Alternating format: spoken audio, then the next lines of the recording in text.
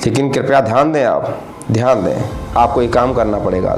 आपने pen drive देखी है, आप यूज भी करते होंगे। जब पेन ड्राइव फुल हो जाती है ना, पेन ड्राइव जब फुल हो जाती है, मुझे पता है आज के सेशन में बहुत सारे ऐसे विद्वान लोग होंगे, बहुत सारे ऐसे हमारे साथी होंगे जिनको अगर बोला जाए कि भैया डायरेक्ट सेलिंग के ऊपर आप ग्रंथ लिखो, तो गीता से भी बड़ा ग्रंथ लिख डालेंगे, वो बाइबल से भी बड़ा ग्रंथ लिख डालेंगे, इतना बड़ा ग्रंथ लिख डालेंगे। उनके पास इतनी नॉलेज भरी पड़ी है, नॉलेज भरी पड़ी है, उसको इस्तेमाल नहीं किया।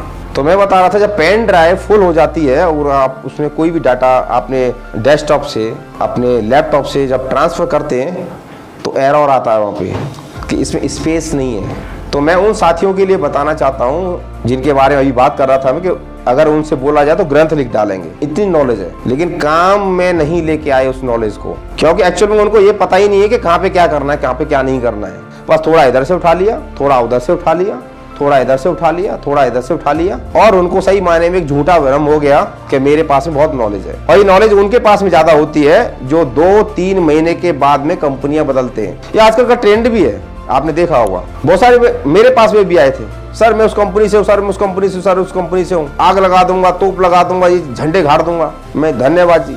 तो ऐसे लीडर्स, तो पेन ड्राइव जब तक खाली नहीं होगी, जब तक उसके अंदर कुछ भी जा नहीं सकता है। इसी प्रकार से हमारा जो दिमाग होता है वो भी बिल्कुल सेम ऐसा ही होता है। जब तक उसमें सीधा उल्टा सीधा पॉजिटिव नेगेटिव सब कचरा बन के डला हुआ है ना, जब तक आपको अच्छी चीज बताई जाएंगी ना, वो आपके जाएंगी नहीं, अंदर जाने वाली नहीं है। सो प्लीज क्या करना है, आज अपने दिमाग को सकारात्मकता के साथ खोलें और उसे थोड़ा फ्री छोड़ दें। आज आप ये समझ लें कि मेरे पास जो भी ज्ञान था, ज्ञान है, कोई बात नहीं, उसको थोड़ी देर के लिए मैं साइड में रख देता हूँ और इस सेशन को मैं अटेंड करता हूँ। अगर आप ऐसा करेंगे तो मुझे पूरा विश्वास है कि आप इस सेशन के माध्यम से कुछ बातों को अमल में लेके आ पाएंगे, कुछ सीख पाएंगे।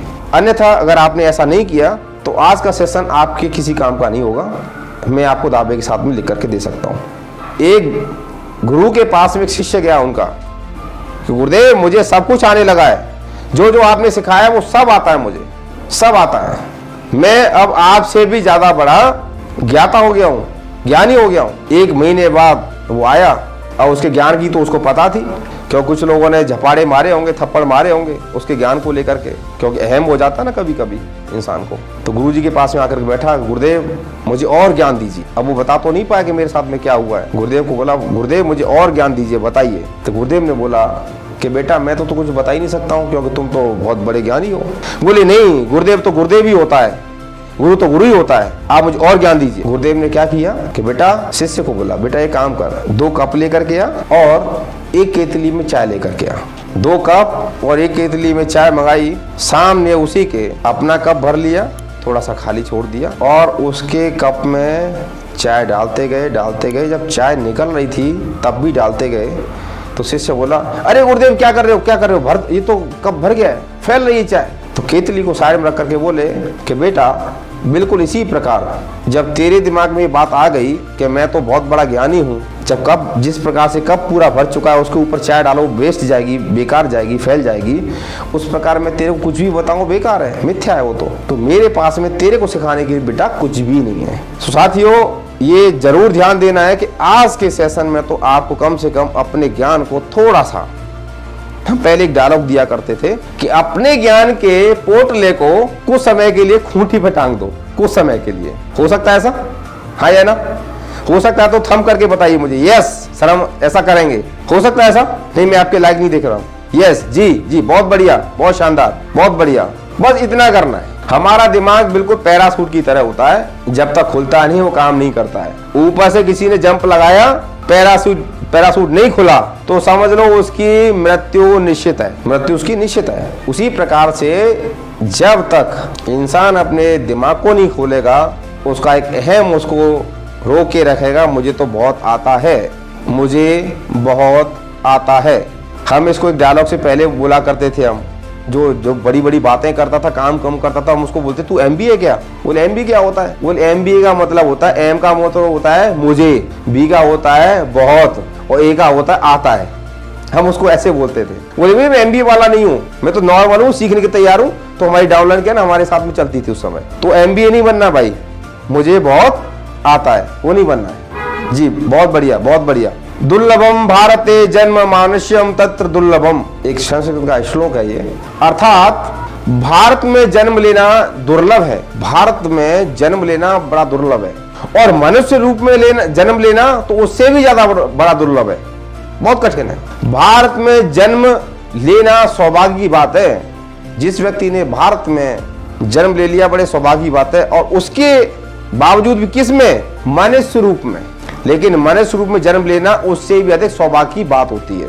वह सभी सौभाग्यशाली हैं जिन्होंने भारत की भूमि पर जन्म लिया है, और आई थिंक मैं भी हूं, आप भी बड़े सौभाग्यशाली हैं। जितने भी हमारे बाहर से पर्यटक आते हैं ना, टूरिस्ट आते हैं, वो हमारे भारत के कल्चर को देख करके, सभ्यता को देख करके, रहन सहन को देख करके, खान पीन को देख करके बोलते कि भाई भारत तो ग्रेट है।